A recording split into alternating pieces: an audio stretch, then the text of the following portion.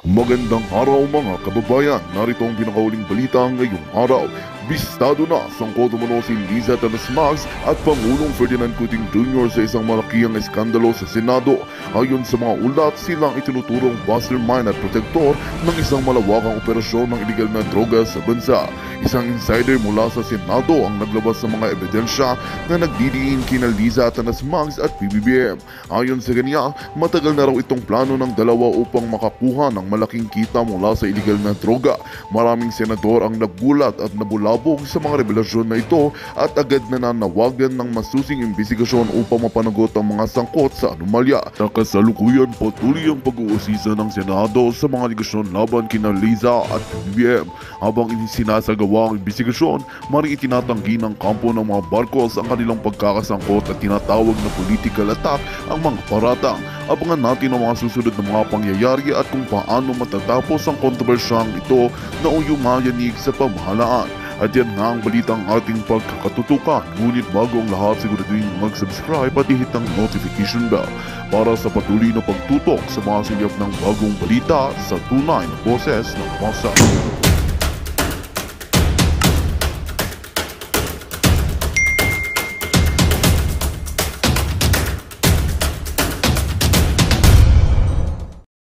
Ano dito? Okay. NBI. Ayan, nahuli sila. Regional Director, Ferdinand, NBI Ilocos Regional Director Lavin. Nagpa-press con pa kayo mga yawa kayo, di ba? Tapos wala rin naman kayong ginagawa. Oh. Ano sabi dito? Ayun, si Santiago, yung NBI Director. O, di ba yung Santiago na yan, nung pulis siya, parang sharpshooter na yan. Parang yan, may film pa yata siya . The question is, bakit hindi niya i-sharpshoot yung yung julo ni Jahas? When I say that, ihilain niya para magpaliwanag. Kumbaga, tinatarget niya yung mga kalaban daw . Bakit hindi niya targetin ng kalaban ng bayan na si Liza Tanas? So nakikita niyo mga kababayan kung gaano kawalang saysay ang mamuhay sa Pilipinas sa panahon ng Marcos Jr. na ito. Kasi magkakasabwat sila. Magkakasabwat itong mga jutang GNMS na ito dahil nga maari, ang NBI Director o lahat sila ay, hindi maari. Si Liza ang umupo sa kanila . Pag pinatawag nila si Liza, baka the moment pa lang na acting sila, ipapatawag niya si Liza dahil nasangkot na naman, ipapatanggal sila. Diba?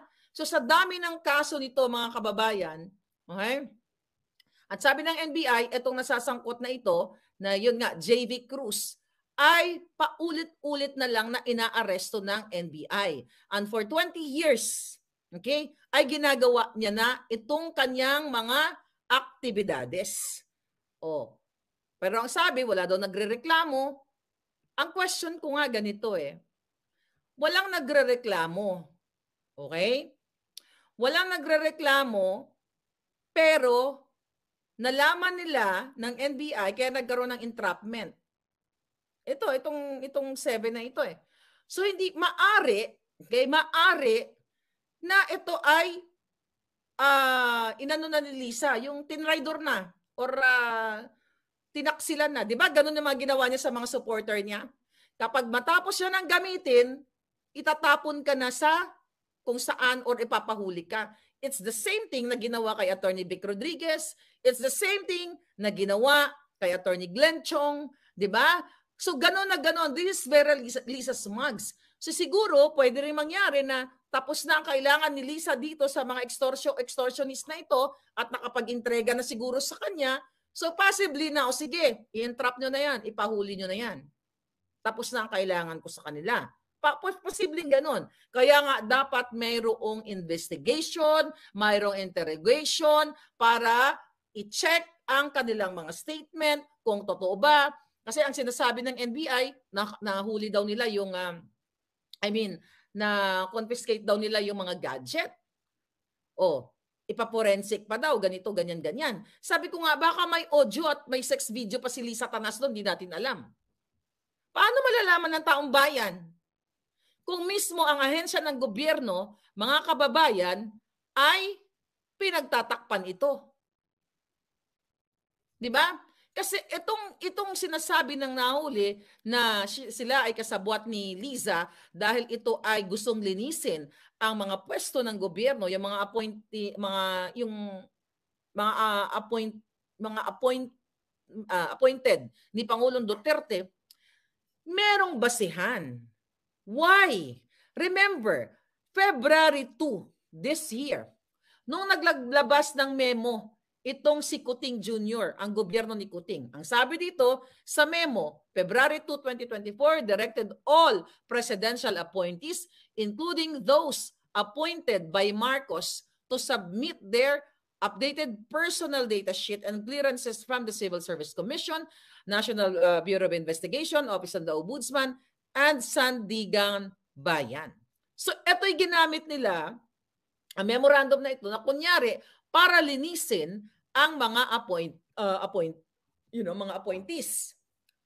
Pero nakatamo yung pattern, it's not linisin kasi ang mga magagaling o yung may mga matatalino ay tinatanggal nila sa pwesto dahil inappoint ni Rodriguez, 'di ba? Rodrigo at saka Rodriguez. So lahat nung time, I think naubos na yung mga panahon na, yung mga inappoint ni Attorney Vic Rodriguez, baka naubos na, wala na sigurong natira. Kasi yung mission ni Lisa Tanas at ni Bangag Jr.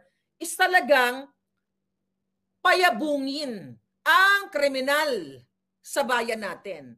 Payabungin ang smuggling. Payabungin ang kidnapping. Ang daming nawawalang mga bata. Payabungin ang pogo. Let's talk about that later, mga kababayan. Dahil ulitin ko, si Marcos Jr. at si Lisa Tanas, ang nanay at tatay ng pogo. Huwag ka pa sisiguro, Lisa. Okay? Dahil sooner, okay? Malalaman ng taong bayan kung bakit ka nanay kayo at tatay ng pogo. Kaya po yung mga hearing dyan sa pogo na yan, ito, paunahan ko na ng balita. According sa ating source, at bitin-bitinin muna na tayo ng bonggang-bongga. Tumanggap ka, Marcos Jr. at Lisa Tanas ng 67 million pesos.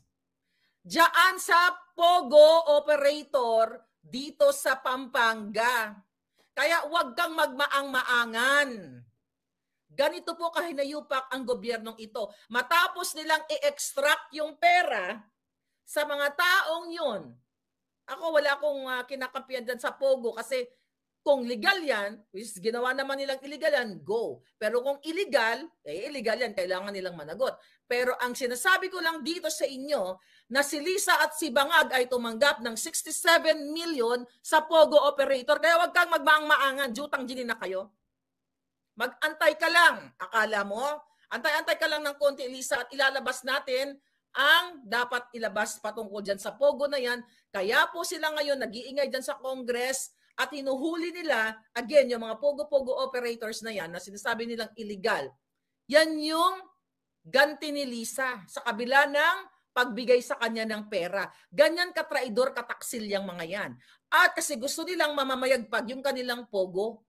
Yung kasabwat nila dyan sila, Abalos, si Remulla, di ba? Sinabi ko na yan sa inyo based dun sa ating source na puting ahas na ini-inform kayo na ang ipapasara lang ng mga walang hiyang ito ang mga kahit nakakampi Pag gusto nilang traidorin, katulad ditong 67 million na nagbigay sa kanila. Alright. So ngayon balik natin dito yung mga modus na ginagawa ni itong mga taong ito at na sinasabi nila na si Lisa ang may pakana nito.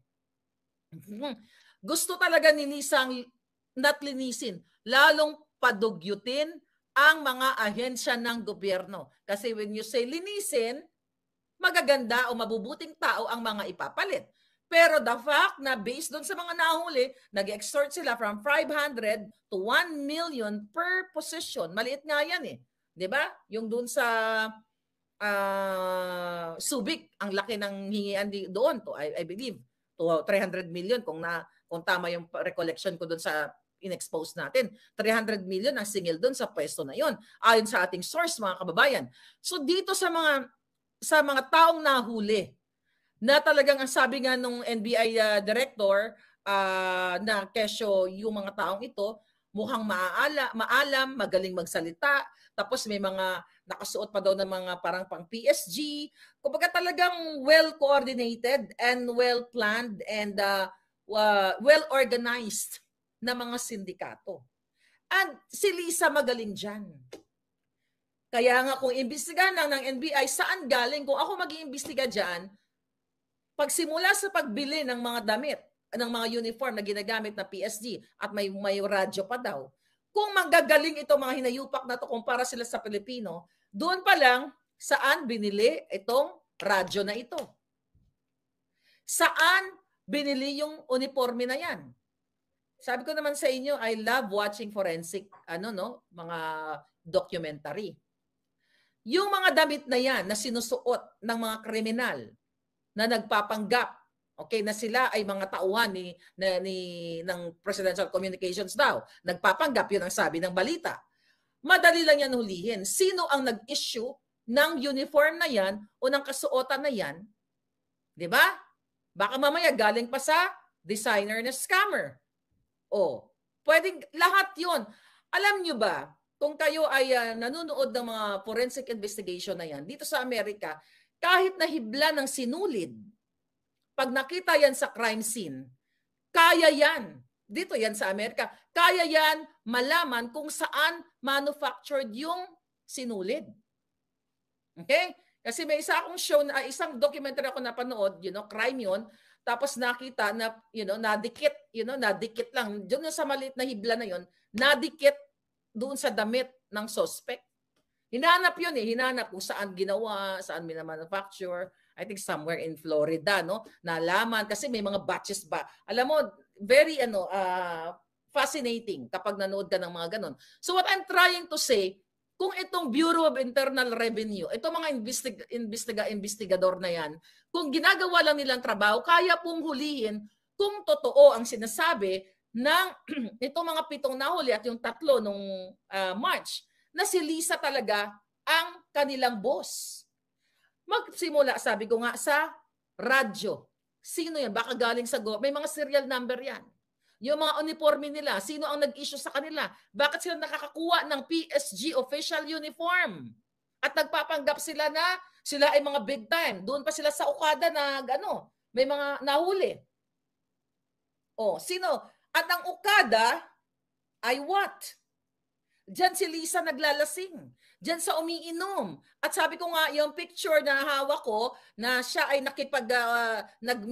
nakialam diyan sa dispute ng Okada, kasi hindi pa pwedeng ipakita dahil I believe, nandoon pa yung alam mo yun?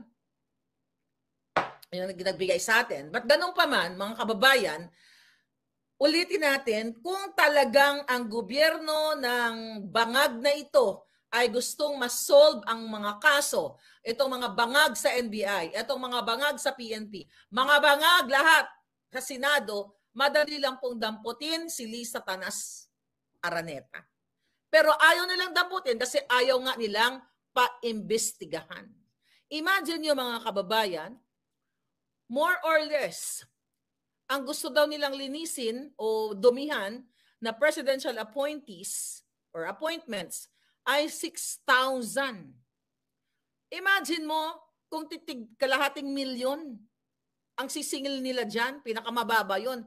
Ilang milyon ang kikitain ni Lisa sa extortion? Maliban sa kinikita niya sa smuggling, maliban sa kinikita niya sa loto as a loan bettor, maliban sa kinikita niya sa unprogrammed funds. Diba? Kaya ganun ka walang hiya ang gobyernong ito na walang habas na magpa-party, magpapa-concert gamit ang pera ng bayan. Walang hiya at insensitive sa kahirapan na nangyayari sa inyo mga kababayan. Tignan nyo ngayon. Ang kamatis na dyan sa Pilipinas from 60 pesos naging 120 to 150 now. Yan yung effect ng smuggling ni Lisa Tanas at ng mga kasabwat niya. kayong mga maliliit na mamimili o middle class, lahat kayo, whether you're, well, pag rich ka, hindi ka talaga maapektuhan. Kahit isang truck na kamatis, pwede mong, bilhin at mag-swimming ka doon sa kamatisan na yun. But ganun pa man, ganito po yung impact sa inyo. Habang kayo ay nagtutulog-tulugan pa sa ginagawa ng gobyernong ito. Imagine nyo 6,000 presidential appointments kung sisingilin isa-isa ni Lisa Tanas gamit itong mga kasabwat niya based dun sa mga statement na mga nahuli, mga kababayan, talagang naliligo sa salapi ang diablo o pinaka-janimal sa impyerno. Itong si Lisa Tanas, si Bangag at ang kanyang mga kasabwat. Diba? So ngayon, ano ang tawag dito? Walang katapusang korupsyon. Isang korupsyon, isang sakit na kanser na mamanahin ng inyong mga anak, mga susunod na henerasyon, kung hindi nyo pipigilan o hindi nyo tatapusin itong mga bangag na gobyernong ito. May sinasabi-sabi pa sila na sinasanitize nila, di ba? During the entrapment daw, sabi nitong ang tawag dito ng NBI at ng CIDG na talagang yung paghuli nila, yung nag-extort ng pera, yung susundo daw doon sa NBI agent, ay talagang minimake sure na talagang may dala silang pera, yun ang term nila, sinasanitize daw mabuti kung talagang may dalang pera itong yung agent ng NBI na nagpapanggap na kunyari ay magpapa-appoint sa gobyerno. So yun ang sinasabi ng mga inayupak na to. May mga nalalaman silang ganyan pero hindi nila kayang busisiin kung gaano katotoo na si Lisa Tanas ang boss nitong mga nahuling ito. Kasi may mga radio equipment, kompletos recados, at may koneksyon sa Okada pa.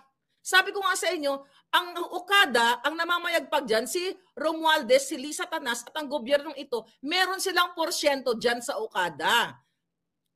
Kumikita sila ng pera dyan sa Okada. Bakit yung mga 7 na nahuli, bakit nasa Okada? Kung i-check mo pa yung surveillance camera, baka nakipag-inuman pa si Lisa sa kanila bago yung entrapment na yan kunwari. See?